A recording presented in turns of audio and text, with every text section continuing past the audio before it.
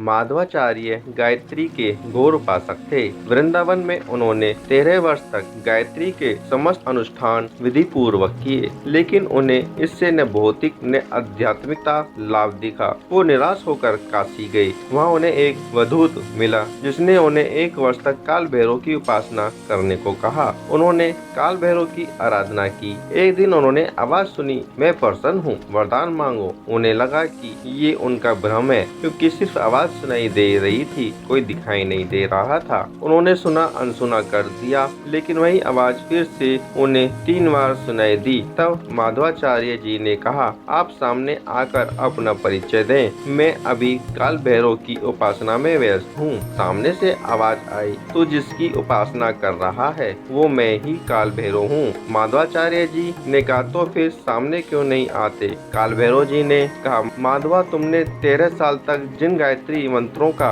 अखंड जाप किया है, उसका तेज तुम्हारे सर्वत्र चारों ओर व्याप्त है। मनुष्य रूप में उसे मैं सहन नहीं कर सकता, इसलिए सामने नहीं आ सकता हूँ। माधवाचार्य ने कहा, जब आप उस तेज का सामना नहीं कर सकते, तब आप मेरे किसी काम के नहीं, आप वापस जा सकते हैं, लेकिन मैं तुम्हारा समाधान किए बिना नहीं जा सकता हूँ। तब फिर ये बताइए कि मैं पिछले 13 वर्षों से किया गायत्री अनुष्ठान मुझे क्यों नहीं फला? काल भैरव ने कहा, वो अनुष्ठान निष्फल नहीं हुए हैं, उससे तुम्हारे जन्म जन्मांतरों के पाप नष्ट हुए हैं। तो अब मैं क्या करूँ? फिर से वृंदावन जाकर और 1 वर्ष गायत्री का अनुष्ठान कर, इससे तेरे इस जन्म के भी पाप नष्ट हो जाएंगे। फिर गायत्री माँ प्रसन्न होंगी। माधवाचार्य वृंदावन लौट आए, अनुष्ठान शुरू किया। एक दिन ब्रह्म मुहूर्त में अनुष्ठान में बैठने ही वाले थे कि उन्होंने आवाज सुनी, मैं आ गई हूँ, माधव, वरदान मांगो। माधवाचार्य फुट फुट कर रोने लगे। माँ, पहले बहुत लालसा थी कि वरदान मांगू,